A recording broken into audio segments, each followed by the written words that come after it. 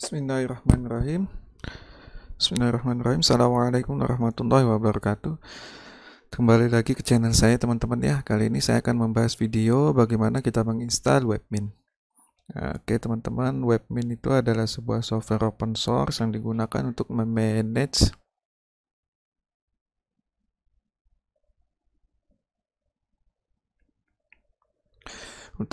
server kita ya. Jadi teman-teman, jadinya begini ya. Linux itu kan basically CLI, Command Line Interface. Nah, Webmin ini fungsinya GUI berbasis browser. Jadi mempermudah teman-teman untuk memanage server teman-teman tanpa harus menggunakan CLI. Nah, lewat Webmin juga kita bisa memanage server kita via CLI gitu. Nah, jadi sangat membantu sekali untuk teman-teman pemula atau teman-teman yang malas menggunakan CLI.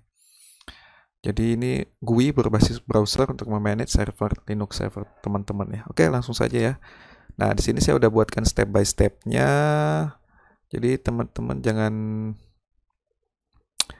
lupa membaca step by step-nya yang udah saya buatkan di ininya ya. Nih, di template-nya ini. Nanti step by step-nya ini akan saya paste di description. Jadi teman-teman bisa mengikuti dengan seksama, tinggal copy paste aja ya, enak aja. Oke, sekarang kita langsung coba ya. Yang pertama-tama kita berpindah dulu ya ke user lokal ya. Sorry, cd user lokal. Oke. Di sini saya sudah buat direktorinya. Nah, teman-teman buat ya menggunakan command mkdir to webmin. Setelah buat, teman-teman masuk ke direktori webminnya lalu ls. Nah, di sini saya udah buat saya udah download webintar.gz-nya. Jadi teman-teman masuk ke step selanjutnya, gunakan widget untuk download. Lalu setelah download itu download juga perl-nya ya. Per yam -y install add perl.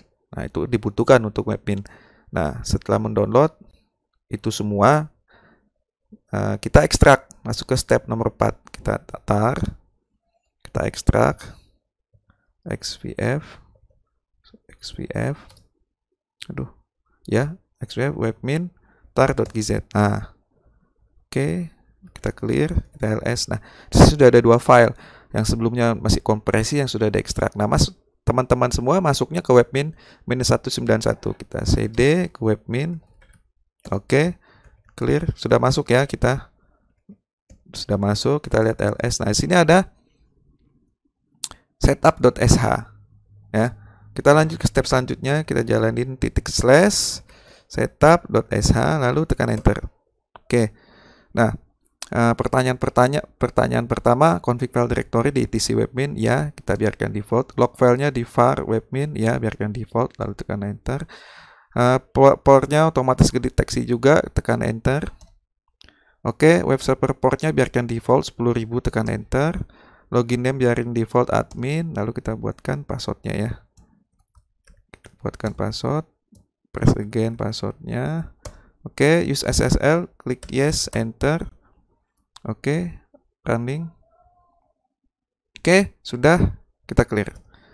Lalu kita cek, karena Webmin itu tidak bisa ikut sistem CTL atau service, kita menggunakan command ps aux tanda pipe terus grep webmin.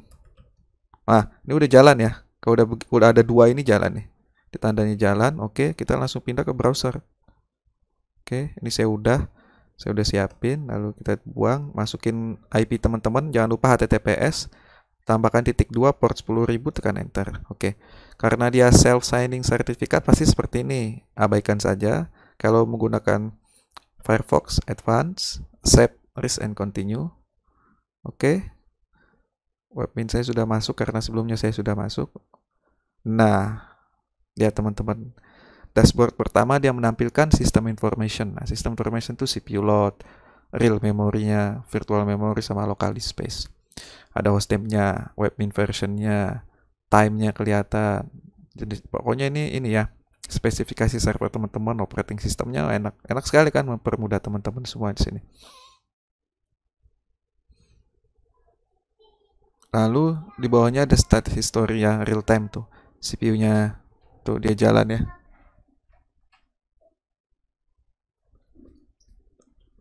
Nah, ini kan udah jalan ya. Lalu ada memorinya juga. Lalu ada swap, ada proses, disk IO-nya juga ada tuh ya kelihatan, network IO-nya juga ada. Lalu ada recent login-nya tuh, terdeteksi siapa aja yang akses ke sini tuh kelihatan semua. Ya, ini saya ya, IP PC saya 3.11, lalu ada disk usage. Disk usage, di sini ada disk usage-nya. Saya cuma 2 ya, boot sama root karena ini kan untuk tutorial. Nah, di sini kelihatan totalnya saya 16 GB. Free-nya masih 90%. Nah, enak banget kan ya teman-teman ya.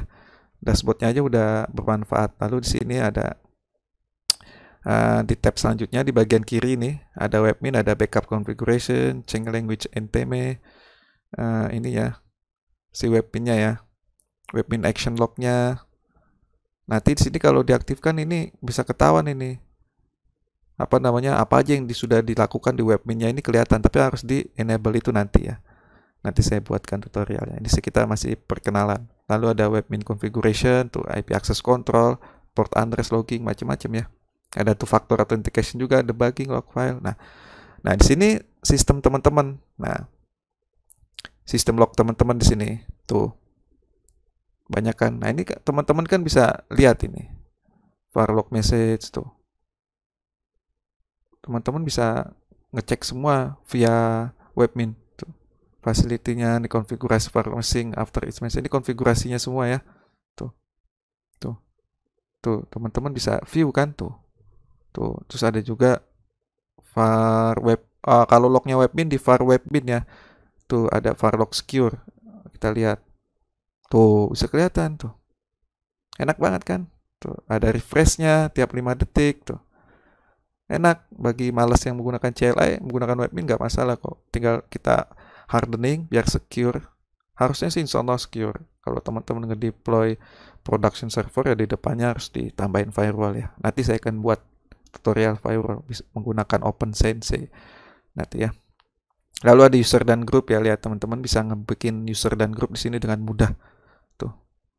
Tinggal bikin create new user dan lain sebagainya ya tuh. Nanti saya buatkan satu-satu ya bagaimana create user via webmin, install modul DNS, FTP dan lain sebagainya nanti saya akan buatkan untuk mempermudah teman-teman semua belajar Linux-nya. Karena via CLI itu memang bikin sakit kepala sih.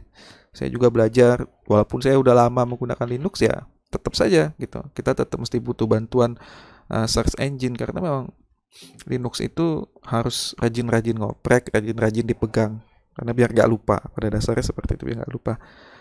Dan sudah pasti ya, orang itu nggak akan hafal semua problem yang ada di Linux, itu nggak akan ada yang hafal. Kecuali dia catat, problemnya dicatat, dibikin dokumentasi, itu kalau niat itu seperti itu. Tapi pada umumnya tetap intinya sih harus hafal komen-komen dasar, basics, atau ya bahasa-bahasa pemrograman base ya. Shell base scripting untuk khususnya Linux. Nah, lalu di sini ada server. Nah, ini ada SSH.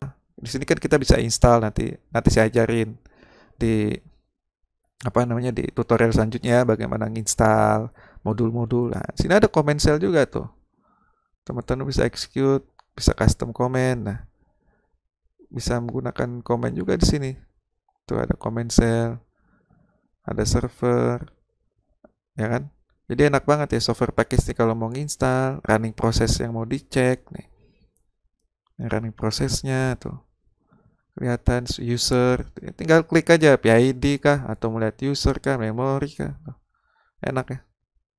Sudah ada server, tuh ada cluster juga. Kita nanti ini udah ke level ini ya. Tuh, banyak banget ini fungsinya teman-teman tuh, lihat. Modul-modulnya tuh. Modul bisa diinstal tuh macam-macam, bisa menggunakan sini semua ya instalasinya. Bind, wah deh, nanti saya buatkan yang umum, server yang umum digunakan di dunia kayak DNS kah atau yang lainnya ya teman-teman ya. Oke, sampai saat ini mudah-mudahan teman-teman bermanfaat ya. Situ ada bandwidth monitoring, konfigurasi firewall juga ada, firewall di kita tuh. Enak, tinggal klik nanti saya buatkan semuanya, insya Allah akan saya buatkan tutorialnya. Kurang lebihnya saya mohon maaf ya teman-teman. Rajin-rajin ini ya, ngoprek, belajar komen, terbiasa dengan komen tuh. File manajernya juga kelihatan tuh. Nah, teman-teman enak banget ya. Tuh. Kalau teman-teman nggak mau pusing, Webmin ini sangat bermanfaat untuk pemula. Luar biasa. Oke. SSH login tuh.